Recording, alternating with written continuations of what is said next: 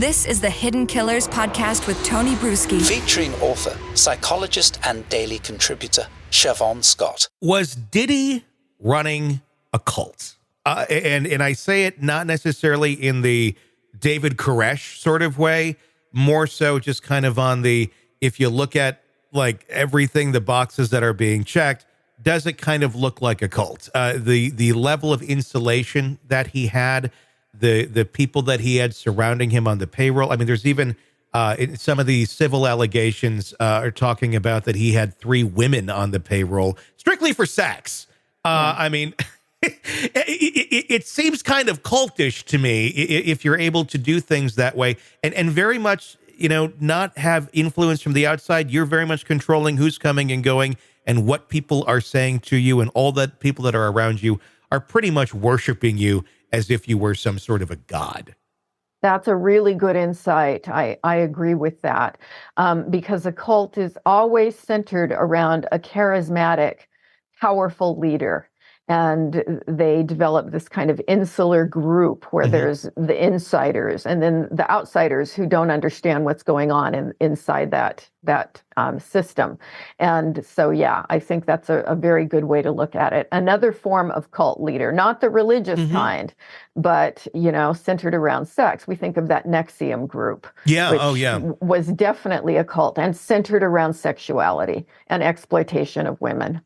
I mean, how does one, kind of get into that sort of space? Is it just the money and power? It slowly kind of comes up, and it starts slow where you have some people that you kind of got your posse or whatever, if you will, and then it just kind of keeps growing and growing. But how do the extreme thoughts or beliefs kind of come into play where one finds this sort of behavior, this sort of lifestyle, number one, to be needed or even acceptable around? It seems like a lot of mind twisting that one would have to do to get there, if it's not, I guess, already just ingrained in some way.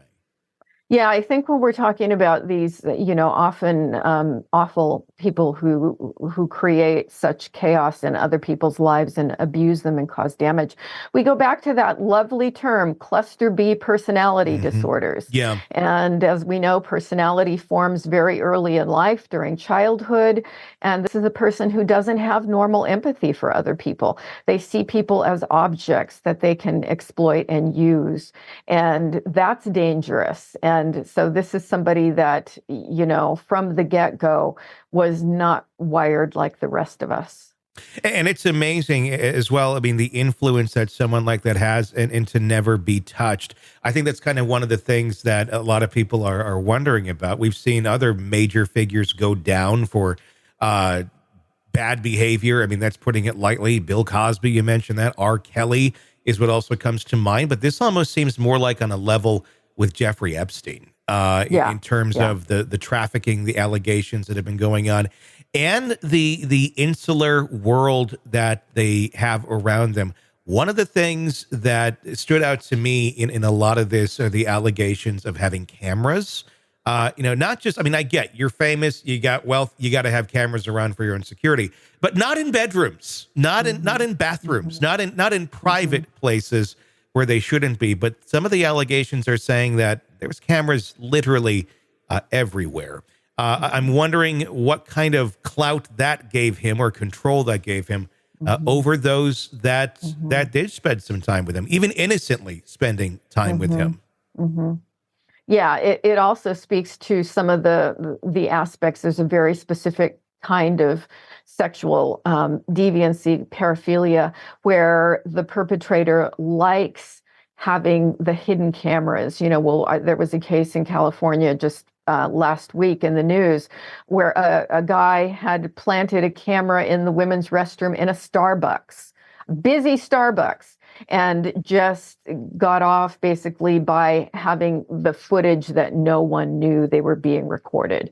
I've seen sex offenders that will record their girlfriends or wives during sex secretly and then post this online. It's really horrendous, but there is a specific type of sex offense where that is what people enjoy doing. Why? I no. I am baffled by this because it's like, okay, we're in a world now where if you have a certain kink or something, there's a website for you. There's. Yeah. Why would you put yourself into this sort of situation where you're violating laws, you're violating all people's rights. I mean, it goes to such an extreme. There was just one the other day I was shocked to hear about. It involved you're familiar with the gas station chain in the South called Buc-ee's. It's a very big, if you go to Texas, it's everywhere. People make a point to stop there. And it was one of the founders' children. Thank God it was not in the Buc-ee's, but at their residence where he was filming his guests in the restroom. Mm-hmm. And I was just like, what on earth is this? I mean, I just, and then to have this, but I'm wondering if the deviancy here with Diddy, the allegations, if this is true, is the sexual aspect of it, or is it the you're gonna say something negative about me? Guess what I have on tape? Yeah, certainly could be that, and could be both. Yeah. Just a power, a control move, if you will. I know that's what Epstein certainly ruled by. It's going to be interesting to see who all comes down with Diddy in this case. When we were talking about Epstein and cameras, that was, we're talking world leaders, politicians and things. And we'll probably never know what happened on those tapes because the powers that be will never let us see. But Diddy, I don't think it's quite the same. I think we're going to find out a lot of people had a lot to do with him. I think there's probably plenty of unwitting participants, or not even participants, just people who had been in and out of his house in the 90s.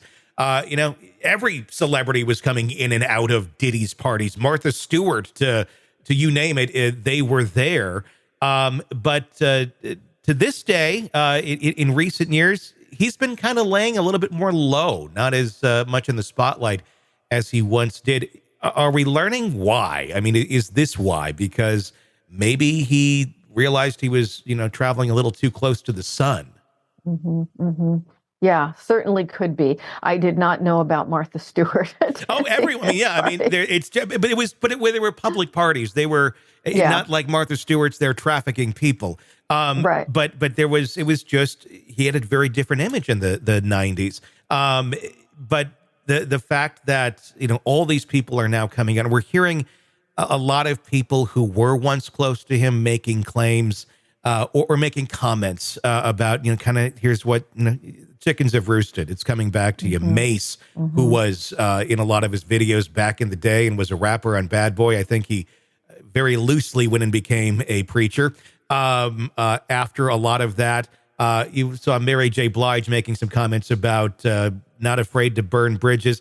I'm wondering how many people are now going to be questioned about their awareness of what he was up to and what we're going to see have happen here. Yeah, I think this investigation of this situation is going to go on for a long time because it's got to be really broad. There's got to be a lot to look through. Even just going through all, the video evidence, I think would take months here. The idea earlier on being no one is going to talk because of, the clout that he held. And number one, you could go, if you're not very famous, have no power, you could go, well, no one's going to believe me, number one. Number two, if you are, he may have something that he could destroy you with. But now that cloud has lifted, let's talk about that a little bit and the impact that has on survivors for not speaking. And now, does this enable people to speak, that some of that has been lifted, or is the damage still, likely there, that they're still going to be a bit intimidated by, the what ifs here?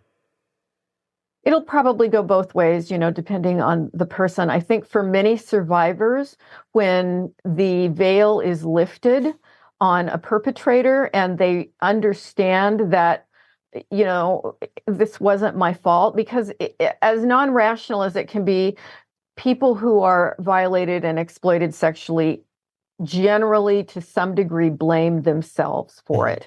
Why didn't I see this coming? Why did I put myself in that situation? And so there's this huge element of shame connected, to to being a victim.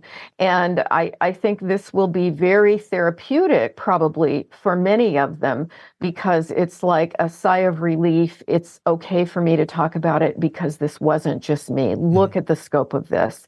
And so I think it can be empowering when this happens, when it's exposed. How do you reconcile this if you're a family member of his? He was about to get on an airplane to go to spring break. They caught him off guard. He wasn't trying to flee the country. I mean, it did very much look like that at the moment, but authorities said he had no idea. And I believe there's some statement or something that's come out that's revealed that he did not have any idea. It just happened to be that they stopped him on the tarmac with his kids going off to spring break. I mean, we don't know the dynamics there. Who knows what they've seen or been exposed to, we know within the confines of having Diddy as your dad. But this has got to be a lot to try and reconcile if you're a kid. Absolutely. Absolutely. Horrendously difficult for kids when they have a parent like this. It changes them. It changes their view of the world. And it's probably something that the rest of their lives, this doesn't mean that their lives are going to be destroyed by it, but it certainly means it's going to be a difficult thing to carry. Sick of the ads? We are too. Start listening with no commercials now and get access to all of our episodes in advance of everyone else. Become a True Crime Today Premium Plus subscriber on Apple Podcasts. Search True Crime Today Premium Plus on Apple Podcasts or go to our podcast page and sign up now. True Crime Today Premium Plus. Sign up now.